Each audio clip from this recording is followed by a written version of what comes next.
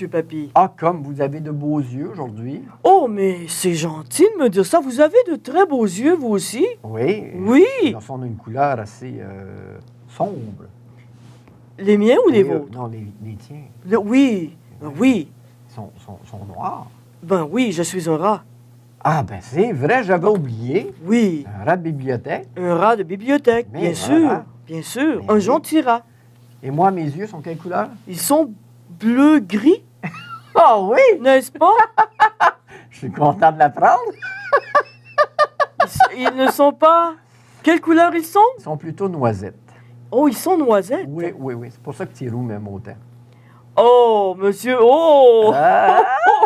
Oh! Hein, bonjour, les amis. Bonjour, les amis. Ah oui, ben j'en vois des amis. Il y en a qui ont les yeux verts, Oui, les yeux bleus, les yeux bleus, les yeux bruns. les yeux bruns, oui, brun foncé, Et il y a quasiment des noirs. yeux noirs. Oui.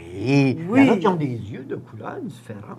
Oui, Ça arrive, ça. oui, On oui, a des yeux, un d'une couleur, puis l'autre de l'autre. oui. Ça arrive, surtout chez les animaux, là. Il y a une Oui. race de chiens que ça arrive régulièrement qu'ils ont des Un yeux. œil bleu et un œil brun. Exactement, quelque chose dans ce genre-là. Fait que- Oui. Mais chez les humains, ça se fait aussi, ça arrive. Oui. Et Oui. ben justement, ça m'amène à la question, Quelle est votre question? pourquoi qu'on a des amis et qu'on a des gens qui ont des yeux de couleurs différentes? Vous savez, mon cher papy, Oui. ça dépend d'une chose, Ah, la mélamine. celle qu'on a sur le comptoir, là? La mélanine. Mélamine. Mélanine. Oh, mélanine. On appelle Ah, je l'ai ça- bien connu, mélanine. C'est C'était gentil. exactement, c'est exactement. Alors, ça dépend de ce pigment qui est la mélanine. Et ça, c'est en avant de l'iris. C'est dans l'œil, on a l'iris. Et Oui. la couleur des yeux est en avant, le pigment est en avant de l'iris. Donc, ça fait partie de la couleur de l'œil. C'est ça qui donne la teinte, là, en tant que telle, d'une Oui. couleur. Et plus la couleur des yeux est pâle, moins il y a de mélanine dans l'œil, dans l'iris. OK. Alors, quand on a des gens qui ont les yeux bleus clairs Oui, ou vert pâle, de Oui. même, là, c'est vraiment que moins... de mélanine, OK. Alors, plus c'est foncé, plus il y en a. exactement.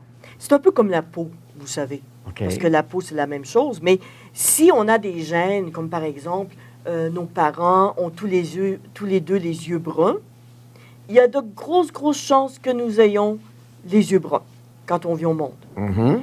Si on a un parent qui a les yeux bleus et un parent qui a les yeux bruns, On peut eh avoir- bien, ça peut être 50-50.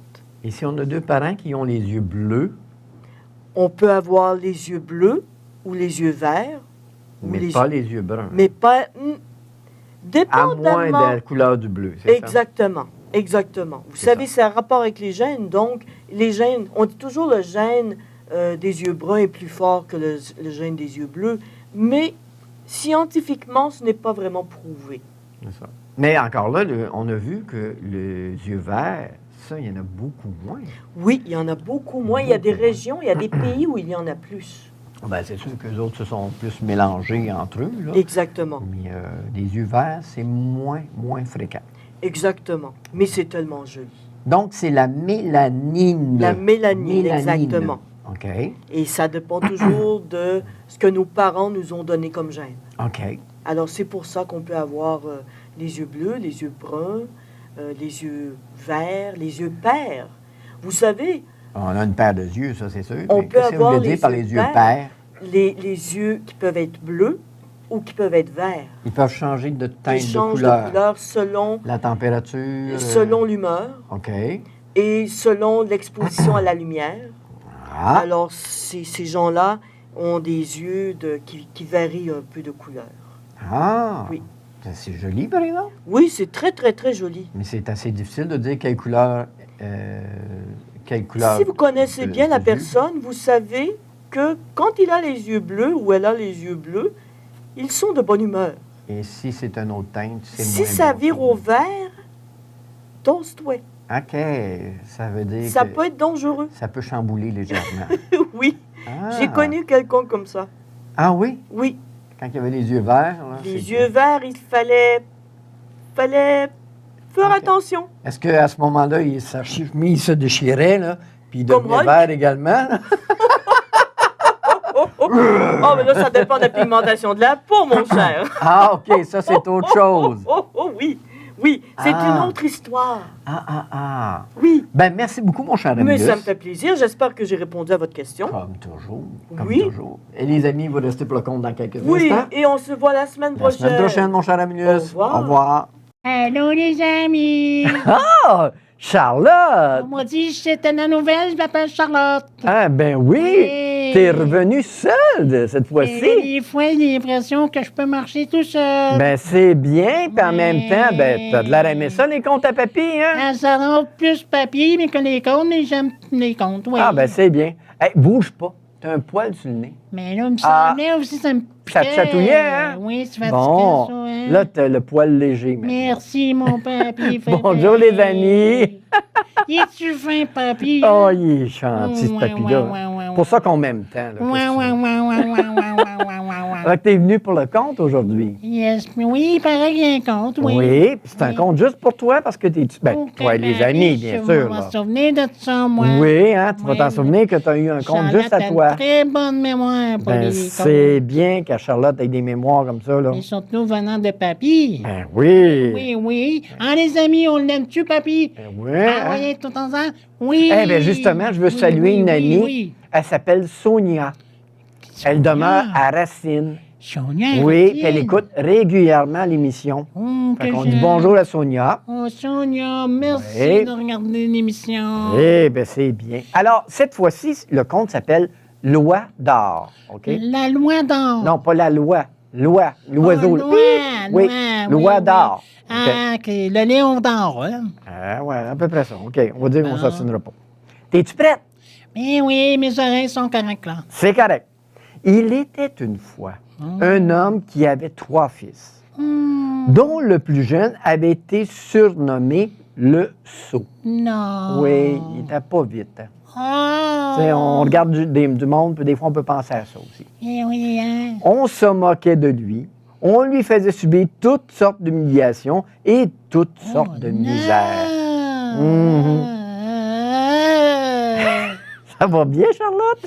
J'ai excité. OK. Bon, ensuite, tu comprends. Un jour, J'essaie de pas trop, mais... tu sais. ouais, essaie de contrôler, OK? Oui.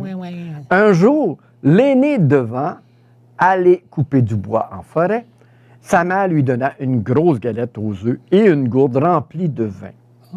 Arrivé dans la forêt, il rencontra un petit vieux gnome, oui, tout gris et tout desséché, qui lui dit en le saluant, « J'ai terriblement faim et soif.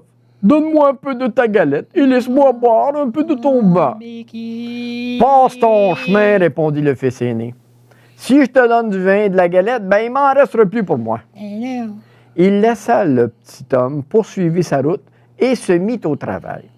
Mais à peine avait-il donné quelques coups d'hache sur le premier arbre qu'il avait décidé d'abattre et qu'il eut un geste maladroit et s'entailla profondément le bras. Oh là là! Ben oui, il s'est fait mal. Il dut rentrer vite à la maison pour se faire panser. Ce qu'il ignorait, c'est que l'accident avait été provoqué par le vieux petit gnome. Hypnose! Ça doit être ça. Il n'avait pas été fin avec, fait qu'il s'est vengé. Le second frère dut aussi aller abattre des arbres. Alors la mère lui a donné encore la galette aux œufs et une gourde de vin. Oui, papy. Et il rencontra aussi le vieux gnome et lui demanda aussi un peu de galette et un peu de vin. Non. Il a encore dit « Hey, je veux rien partager avec toi, scram, puis laisse-moi tranquille. Tiens, ouais. » Il a dit ça au gnome. Oh, il Ouais. est En vieux français, mais il a dit la même affaire. Bon. Il poursuivit sa route et se mit au travail. Et cette fois non plus, la punition ne se fit pas attendre.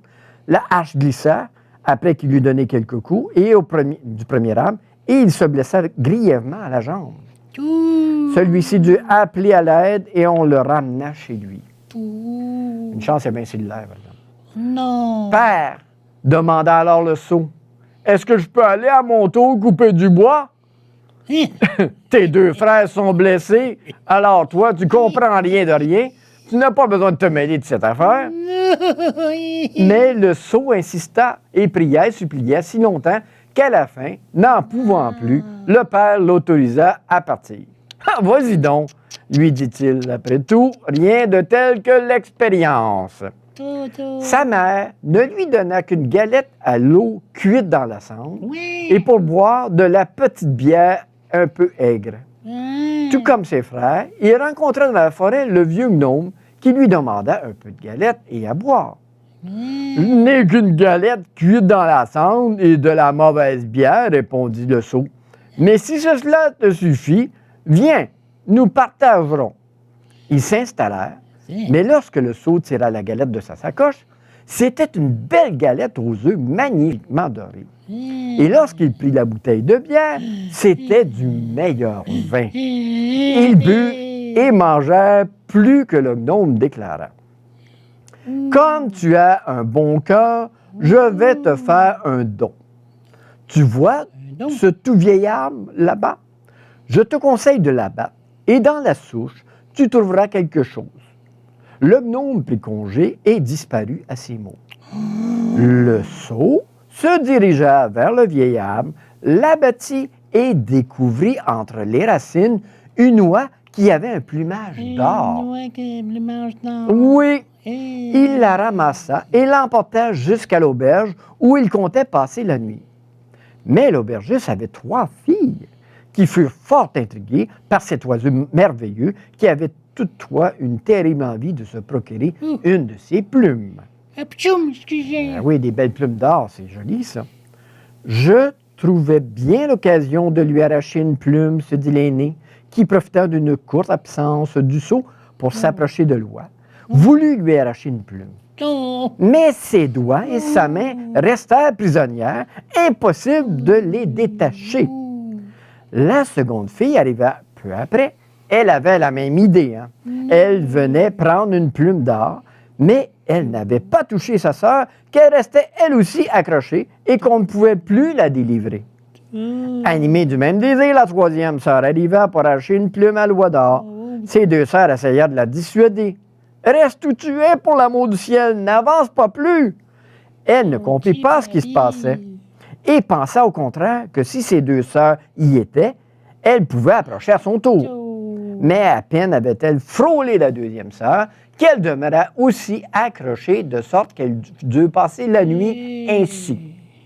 La première tenant l'oie, la seconde la première et la troisième la seconde. T'as tout compris ça? J'ai compris, mais Bon. des fois, ça va un petit peu vite. Mais... On va recommencer. La première tenait l'oie, Oui. la seconde tenait la première et la troisième tenait la seconde. Bon. Tout le monde a suivi? Parfait. OK. Le lendemain, le sot attrapa son oie et s'en alla sans se soucier le moins du monde des 3 filles qui traînaient avec. Elles étaient bien obligées de suivre, allant partout où il lui plaisait d'aller, sautant de droite à gauche, comme lui posant leurs pas de pas en pas, et ensuite, ainsi de suite. En pleine campagne, ils rencontrèrent le curé, qui fut tout étonné de cet étrange cortège. « N'avez-vous pas honte, de vilaine fille, de courir avec ce garçon jusqu'au milieu des champs? » leur lança-t-il. « Est-ce que cela se fait? » Il voulut attraper la dernière des 3 filles par le bras, mais aussitôt, il se retrouva accroché à cette petite troupe. Le sacristain qui passait par là ouvrit grand les yeux en voyant le curé aux trousses des 3 jeunes filles. « Hé, monsieur le curé, où courez-vous ainsi? Surtout, n'oubliez pas que vous avez un baptême à célébrer tout à l'heure. » Et le sacristain voulut à son tour attraper le curé par la manche, à laquelle il resta attaché comme les autres. Ils étaient 5 derrière le sot et son oie. Apercevant attachés comme les uns aux autres, ils étaient toute une gang qui suivait. Et il y a eu 2 paysans qui les ont aperçus. Et ont voulu tenter aussi d'attraper le sacristain. Et à leur tour, ils étaient attachés. Ils étaient maintenant rendus 7 qui se suivaient derrière l'oie. Poursuivant son chemin, le sot, lui, arriva dans une ville dont le roi avait une fille d'un tempérament si sombre qu'on ne l'avait encore jamais vu sourire de toute sa vie. Le roi avait proclamé qu'il donnerait sa fille en mariage à qui réussirait de la faire rire. Lorsqu'il apprit la nouvelle, le sot se présenta avec son oie et sa suite devant la fille du roi qui, voyant ces 7 pantins qui tricotaient des jambes sans pouvoir s'arrêter, éclata de rire. Le sot la réclama donc comme épouse, mais le roi, qui n'était pas enchanté de ce gendre, fit beaucoup de difficultés et finit par lui dire qu'il ne lui donnerait pas sa fille avant qu'il ne lui eût amené quelqu'un qui pût boire tout le vin de sa cave. Le sot pensa immédiatement que le gnome pourrait l'aider. Il retourna immédiatement dans la forêt et trouva à l'endroit où il avait abattu son arbre un homme qui faisait une mine sinistre. Le sot lui demanda ce qu'il avait et ce qui lui causait un tel chagrin. « C'est la soif qui me torture. L'eau n'y fait rien et je viens de bien d'engloutir un tonneau de vin. Mais qu'est-ce que cela peut faire sur une pierre chauffée à blanc? » Il avait bu un tonneau de vin, mais malgré tout, il était assoiffé. Le sot lui répondit, « Je crois que je pourrais t'être utile. Viens avec moi et tu pourras satisfaire ta soif. » Il amena l'homme dans la cave du roi. L'homme s'installa sous le premier tonneau et le vida jusqu'à la dernière goutte. Puis il passa au second tonneau, au troisième, et en fin de la journée, il avait vidé toute la cave de vin. Il n'était même pas de bonne humeur. Il était juste désaltéré. Le sot repartit réclamer son épouse, mais le roi est encore affolé à l'idée de donner sa fille en mariage à un sot. Il discuta encore et réussit à lui imposer une nouvelle épreuve. Il lui donnerait sa fille en mariage s'il arrivait à découvrir un homme capable de manger une montagne de pain. Le sot de quoi? de pain. De pain? Du pain, là. Du pain tranché, du pain à sol, toutes sortes de pain. Oui. Le sot ne tergiversa pas longtemps. Il retourna directement au même endroit de la forêt où il trouva effectivement un homme qui ne se serrait le ventre avec sa ceinture et lui dit d'un air triste: « Je viens d'avaler une fournée de baguettes, mais la faim que j'ai, à quoi bon? J'ai toujours le ventre vide et pour ne pas mourir de faim, il faut que je me serre la ceinture. » Oui, bien, le sot lui dit: « Suis-moi, mon pit, je sais quoi faire. Je vais te trouver une solution pour te rassasier. » Il l'emmena au palais où le roi avait fait rassembler tout le blé du royaume pour qu'il puisse faire du pain en quantité industrielle. Oui. L'homme s'y attaqua aussitôt et mangea tant et si bien qu'en moins d'un jour, il avait tout englouti. Puis il n'a même pas mis de beurre et de quoi que ce soit dessus. Là. Et pour la 3e fois, le sot alla demander la princesse en mariage. Et encore une fois, le roi refusa en exigeant qu'il trouve un bateau capable d'avancer aussi bien sur terre que sur l'eau. On appelle ça un véhicule amphibie. Comment? Amphibie. Amphibie? Oui. Ça veut dire qu'il va autant dans l'eau que sur terre. OK. Si tu arrives à la barre d'un appareil de ce genre, d'un tel navire, tu auras ma fille en mariage. Et le sot repartit dans la forêt où il trouva le vieux gnome tout gris qui l'attendait. Exactement celui à qui il avait partagé sa galette. J'ai bu la cave et mangé la montagne de pain pour toi. Je vais encore te procurer le bateau. Et je fais cela que parce que tu as été généreux envers moi. Et lorsque le roi vit ce bateau qui naviguait effectivement sur terre, il ne put faire autrement que d'accepter que sa fille, se marie avec le sot. On célébra la noce et quand le roi mourut, le sot hérita du royaume où il vécut encore très longtemps et très heureux avec son épouse. Alors, ce fut un sot qui devint roi du royaume. C'est bizarre, hein? On voit ça encore aujourd'hui. Oui. Que voulez-vous? Oh, les amis, c'est excitant, ça. Alors, c'était l'histoire de notre cher ami qui était légèrement sot, mais qui avait bon cœur.